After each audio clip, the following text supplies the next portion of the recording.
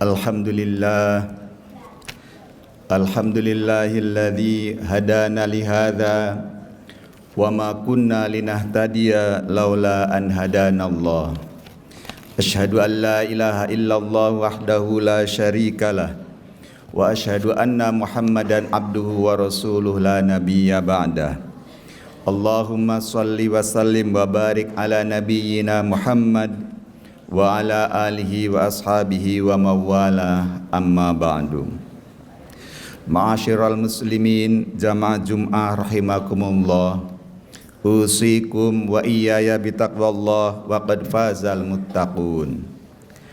A'udzu billahi minasyaitonir rajim. Bismillahirrahmanirrahim. Zaharal fasadu fil barri wal bahri bima kasabat aydin nas liyudhiqahum ba'dalladzi amilu la'allahum yarji'un.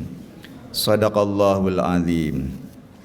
Puji dan syukur marilah kita panjatkan kehadirat Allah Subhanahu wa taala yang sampai hari ini kita semua masih diberi nikmat sehat sehingga kita masih dapat menunaikan tugas-tugas dan kewajiban kita, di antaranya adalah salat Jum'ah dengan berjamaah dan berpuasa di bulan suci Ramadan. Mudah-mudahan ibadah puasa kita dan ibadah yang lainnya diterima oleh Allah Subhanahu wa taala. Amin ya rabbal alamin. Salawat serta salam semoga tetap tercurah kepada baginda Rasulullah sallallahu alaihi wasallam yang telah berjuang bersama para sahabatnya dalam mendakwahkan agama Islam, sehingga agama Islam yang merupakan nikmat paling besar sampai kepada kita sekalian.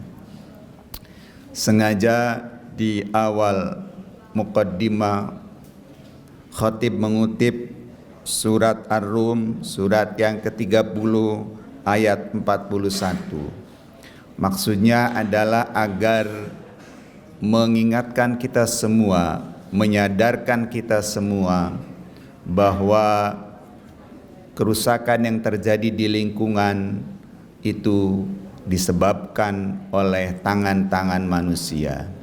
Jadi beberapa hari yang lalu Jakarta, kemudian Bekasi, kemudian Tangerang, Bogor terkena banjir besar. Itu kalau mau kita introspeksi dan merujuk kepada surat Ar-Rum tadi jelas, bima kasabat aydin nas, itu terjadi karena tangan-tangan manusia. Apa maksudnya? Liyudhiqahum ba'dalladzi amilu. Sengaja Allah supaya manusia merasakan sebagian saja dari akibatnya. Di dalam kitab tafsir misalnya dijelaskan kenapa di situ disebutkan sebagian saja, karena kalau akibat kerusakan itu semuanya ditimpakan kepada manusia, maka yang terjadi lebih dahsyat lagi bencananya itu. Ini karena kasih sayang Allah, sifat Rahman dan Rahimnya Allah, maka yang ditimpakan kepada manusia hanya sebagian saja dari ulah tangan mereka. Kemudian nanti maksud terakhirnya, tujuan terakhirnya, kenapa Allah menimpakan itu? La'allahum yarji'un, agar mereka kembali. Bapak-bapak dan hadirin jamaah Jum'ah rahimakumullah, di kita misalnya ada syariat sholat minta hujan atau istisqa. Di majelis tarjih pernah didiskusikan kenapa itu terjadi istisqa. Nah, itu disebabkan karena faktor kemarau yang terlalu panjang. Nah, biasanya itu dianalisis, coba dibahas karena faktor maksiatnya atau kesalahan manusianya itu dalam dua hubungan, hablum minallah dan hablum minan nas. Sementara yang terkait dengan lingkungan itu kadang-kadang tidak tersentuh sama sekali. Sehingga di dalam diskusi itu baru disadari bahwa ternyata Misalnya kemarau panjang itu bukan hanya karena dosa kepada Allah dan dosa kepada sesama manusia, tetapi juga karena maksiat atau dosa terhadap lingkungan. Nah, kesadaran bahwa kita harus ramah terhadap lingkungan, memperlakukan lingkungan dengan baik, sehingga nanti lingkungan itu akan mendatangkan rahmat kepada kita sesuai dengan peruntukannya, bahwa Allah menciptakan bumi dan langit ini ditujukan manfaat sebesar-besarnya adalah untuk manusia, bukan untuk malaikat, bukan untuk setan, bukan untuk jin, bukan untuk hewan, bukan untuk tumbuh-tumbuhan, tetapi adalah untuk kita manusia. Nah, bagaimana caranya? Di dalam surat Hud ayat 61 Allah berfirman, huwa ansha'akum minal ardi wasta'marakum fiha fastaghfiruhu tsumma tubu ilaihi. Dialah Allah yang telah menciptakan kamu dari bumi dan menjadikanmu sebagai pemakmurnya. Jadi tugas manusia adalah memakmurkan bumi, mengolah bagaimana lingkungan ini dikelola dengan baik, tidak dieksploitasi dengan semena-mena tanpa memperhatikan amdal, jadi analisis dampak lingkungannya. Sebab kalau itu tidak diperhatikan, sebagaimana syair lagu dari Ebit GAD, maka nanti lingkungan itu tidak bersahabat lagi dengan manusia, lingkungan itu tidak ramah lagi kepada kita, sehingga akan mendatangkan bencana demi bencana dari waktu ke waktu.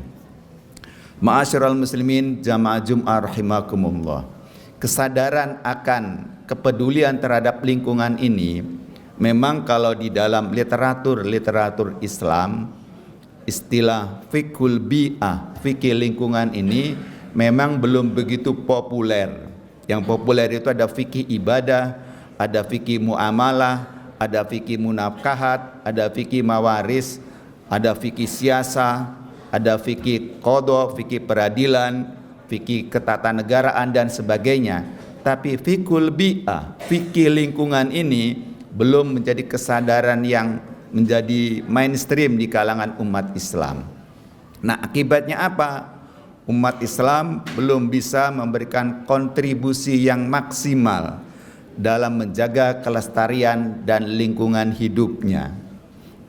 Mestinya umat Islam itu berada di baris yang terdepan dalam menjaga lingkungan hidup. Kalau kita belajar melihat sejarah Nabi, ketika Nabi Muhammad hijrah ke Madinah, kemudian selama kurang lebih 10 tahun kehidupan Nabi tidak sepi dari peperangan demi peperangan. Apa yang dilakukan oleh Nabi? Nabi melakukan peperangan dilakukan secara beradab. Setiap Nabi mengirim ekspedisi militer, sahabat dikirim untuk berperang, Nabi memberikan aturan mainnya. Ada adab dalam berperang itu. Di antaranya tidak boleh membunuh wanita, tidak boleh membunuh anak-anak, tidak boleh membunuh orang tua renta, tidak boleh membunuh pendeta, kemudian pemimpin-pemimpin agama tidak boleh dibunuh, rumah-rumah ibadah tidak boleh dirusak, bahkan tanam-tanaman, pohon-pohonan tidak boleh ditebang. Itu pesan yang selalu disampaikan oleh baginda Rasulullah sallallahu alaihi wasallam. Maka dalam sebuah riwayat itu ada sebuah kisah yang sangat menggetarkan. Jadi ketika prajurit itu berkemah, kemudian di atas kemahnya itu, karena berkemahnya itu tidak sehari 2 hari, bisa sampai 1 minggu karena memang menunggu cuaca bagus untuk melanjutkan perjalanan, maka di atas kemahnya itu ada burung yang bersarang dan bertelur di situ. Selesai berkemah, semua kemah itu dibongkar semua, kecuali satu kemah yang tidak dibongkar. Dan ternyata kemah itu di atasnya ada burung yang sedang bersarang di situ. Masyarakat di sekitar situ yang masih belum masuk Islam penasaran. Ini sudah di tempat itu sudah digunakan untuk tempat berkemah, tetapi ada satu tenda yang tidak dibongkar. Ternyata setelah diselidiki oleh masyarakat di situ, ternyata bagaimana umat Islam memperlakukan hewan dengan Rahman dan Rahim. Kalau istilah sekarang animal welfare. Jadi sangat berperi kehewanan. Apalagi terhadap manusia. Maka dari peristiwa itu di dalam riwayat, masyarakat di sekitar itu yang tadinya kafir, yang tadinya non-muslim, dengan sukarela masuk Islam. Ini kan luar biasa bagaimana Islam melestarikan lingkungan, hewan saja dilestarikan, apalagi tumbuh-tumbuhannya. Begitu juga kalau kita lihat di dalam setiap peperangan, dan kalau kita lihat kalau ada merusak misalnya pohon kurma, itu yang menebang adalah bukan orang Islam. Ketika misalnya Nabi mengepung perkampungan Yahudi di Bani Khaybar, itu yang menebang pohon kurma itu adalah orang Yahudi, bukan tentara dari kalangan sahabat-sahabat Nabi. Begitu juga kalau kita perhatikan misalnya di dalam Islam itu ada nanti bab namanya Ihya'ul Mawat, jadi menghidupkan tanah yang mati. Banyak hadis-hadis Nabi yang memerintahkan bahwa kita tidak boleh menelantarkan lahan. Kalau kita punya lahan tidak bisa digarap sendiri, maka bisa disewakan, digarap oleh orang lain. Dan kalau kita menanami lahan, kemudian tumbuh tanam-tanamannya dan berbuah, lalu buahnya dimakan oleh hewan atau dicuri oleh orang, itu yang menanamnya tidak rugi.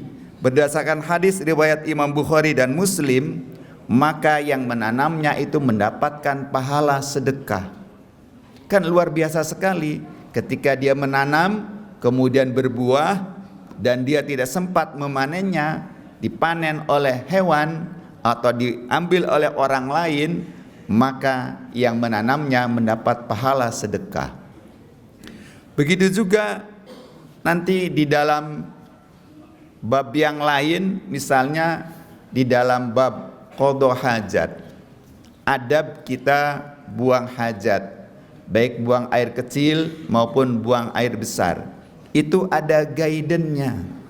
Salah satu guidance dari Nabi diantaranya adalah kita tidak boleh kencing di tempat air yang tergenang.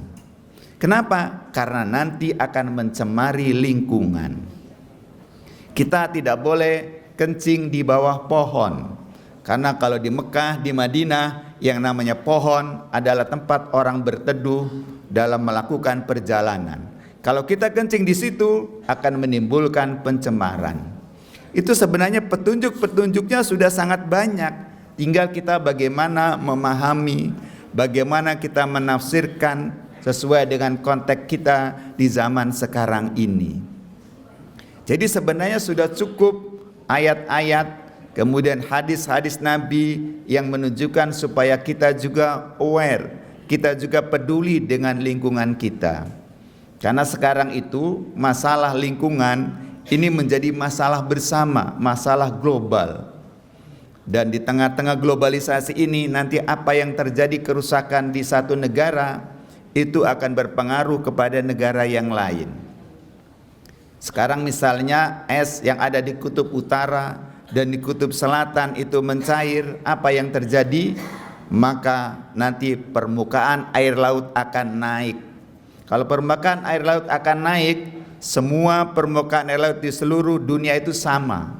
Jadi kalau di satu negara naik misalnya 1 meter, maka di seluruh negara juga naik 1 meter.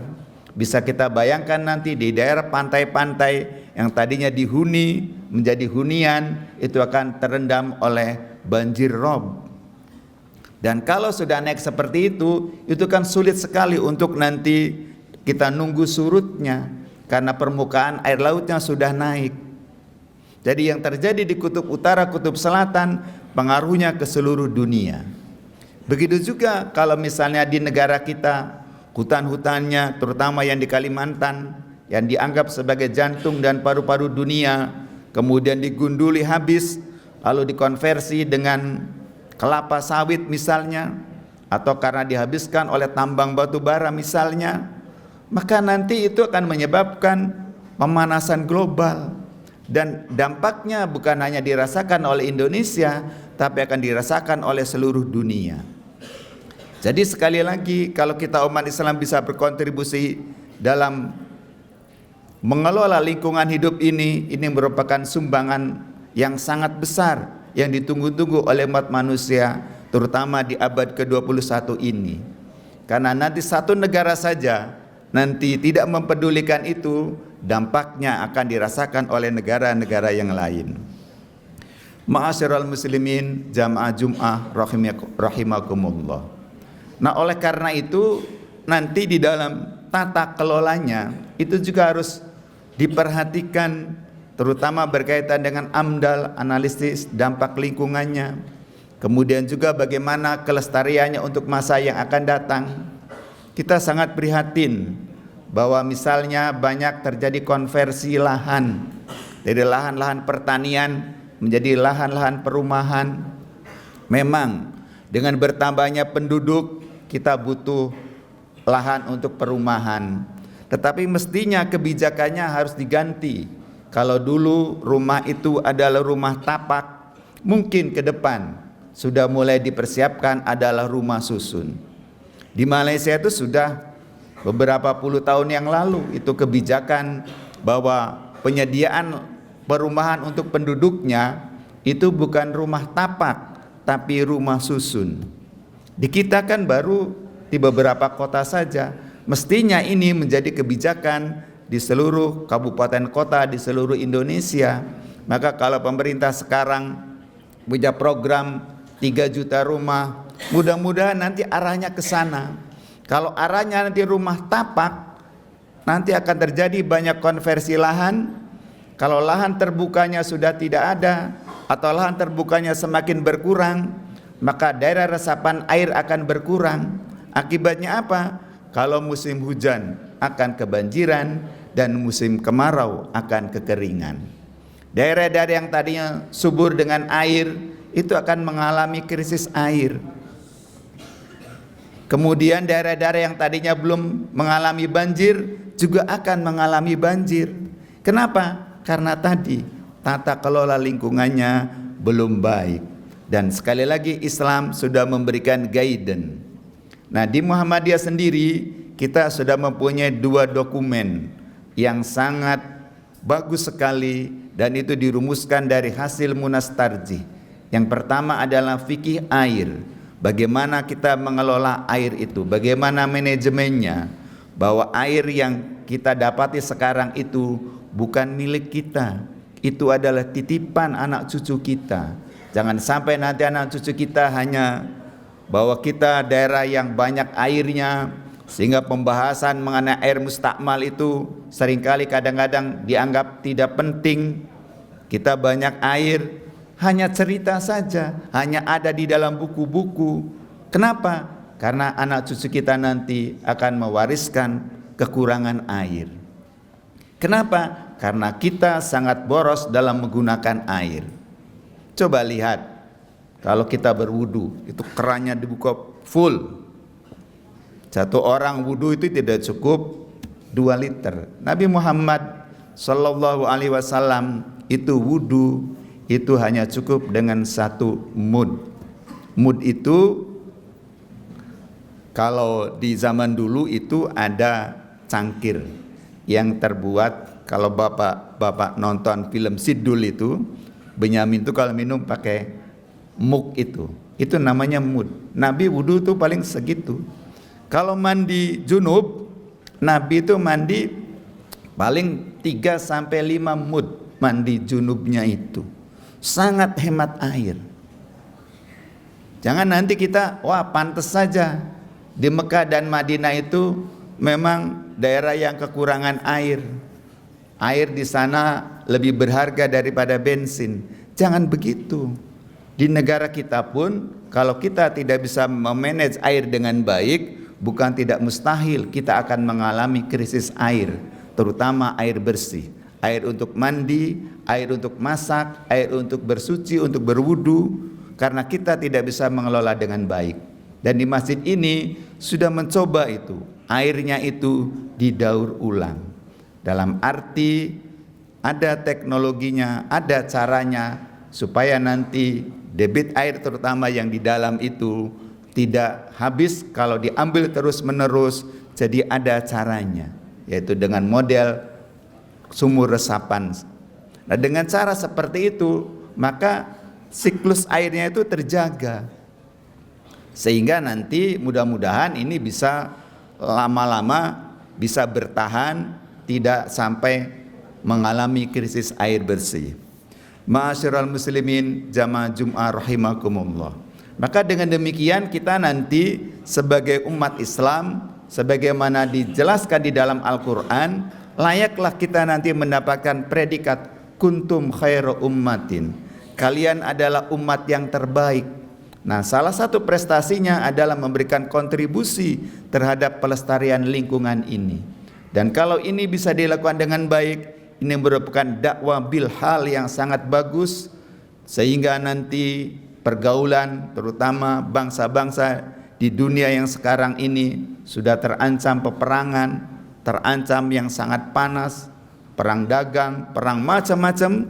Mudah-mudahan dengan ada kontribusi dari umat Islam ini bisa mendinginkan suasana, dan sehingga manusia yang hidup di bumi ini bisa aman, tentram dan damai sebagaimana yang diidealkan dalam surat Saba itu, baldatun thayyibatun wa rabbun ghafur.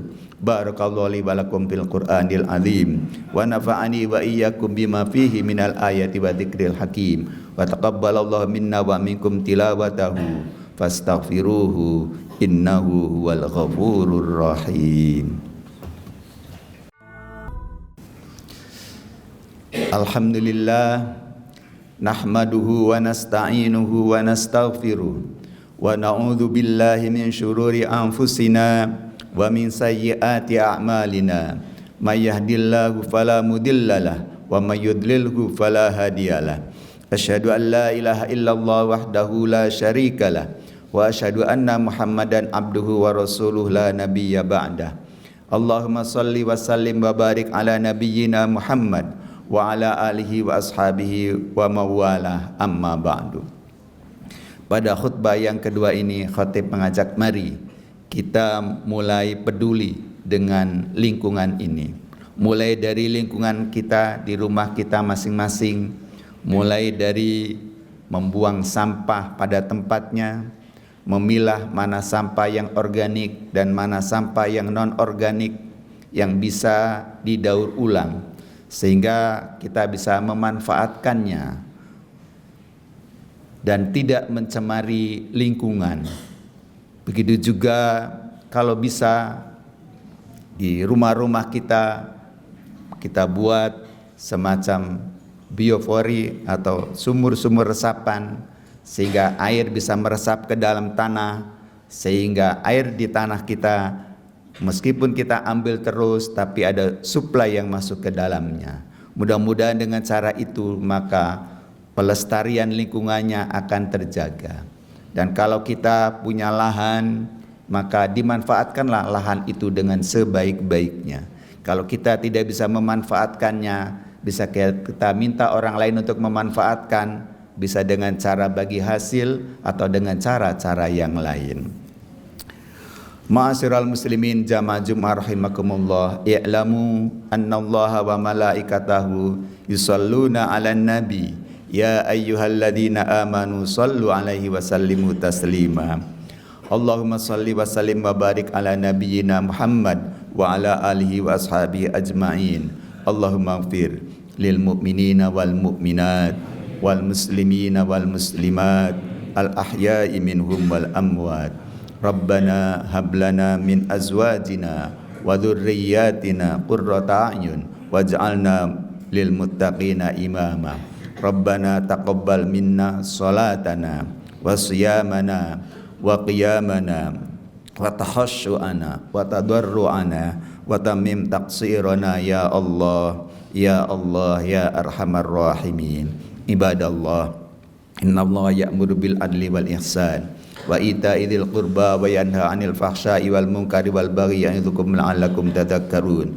Fadhkurullaha yadhkurkum was'aluhu min fadlihi yu'tikum wa la dzikrullahi akbar. Aqimus shalah.